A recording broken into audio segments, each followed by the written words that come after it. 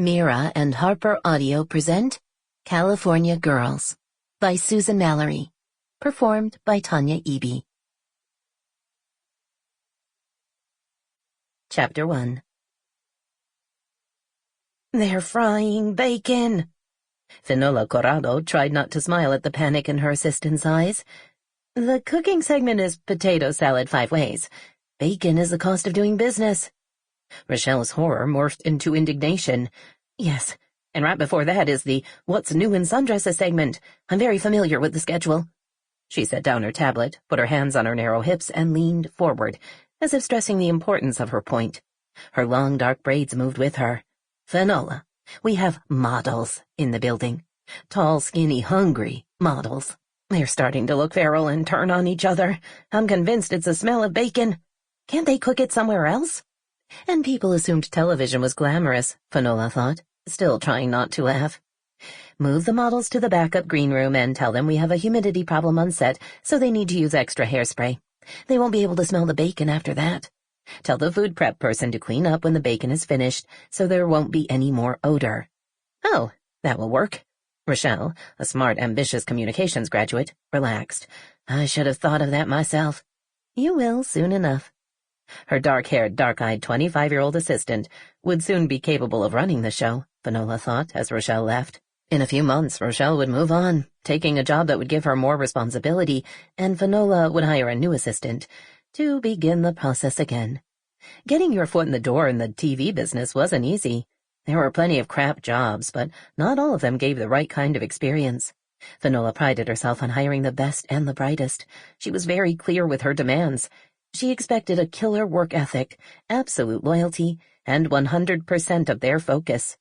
In return, she would teach them about the business, introduce them to the right people, and throw them a big party when they moved on to greener pastures. Finola's dressing room door opened again. One of the production assistants stuck her head in and whispered, "She's here. She's here. I can't believe it. I'm so excited.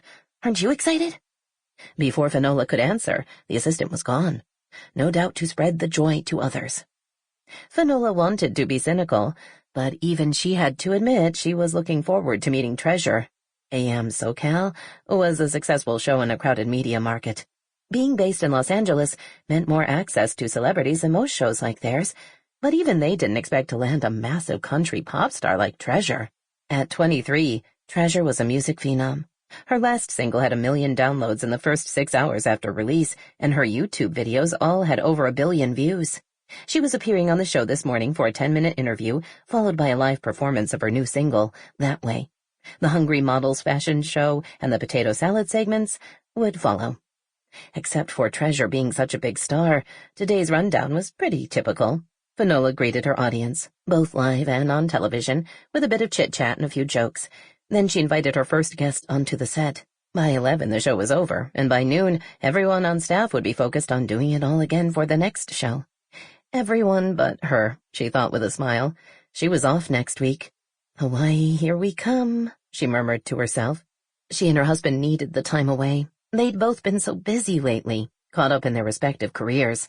The week would give them time to focus on each other and their marriage. And maybe something just a little bit more. She was ready, finally ready, to get pregnant. Nigel had been eager for them to start their family for a couple of years now. She'd been the one dragging her feet. But turning 34, listening to her mother complain about having 3 grown daughters and no grandchild, not to mention the realization that there would never be a perfect time, had convinced her they should go for it now. In honor of the decision, she'd packed a present for Nigel to open when they checked into their suite in Maui. She had a feeling the gift of sex toys and baby booties would get the message across very clearly. Nigel was nothing if not a man of action. They were going to have fun. She heard a knock on her door, followed by a loud, 30 minutes! 30 minutes until showtime, she thought, settling into her makeup chair and closing her eyes. She was already dressed and made up. She knew her topics, had listened to enough of Treasure's music to qualify for fan club membership, and she'd skipped carbs at breakfast so she could taste-test potato salad to her heart's content. "Good show," she whispered to herself, as she slowed her breathing for her pre-show relaxation ritual. She had 15 minutes of quiet, 15 minutes when no one would knock on her door or burst into her room. Sample complete. Ready to continue?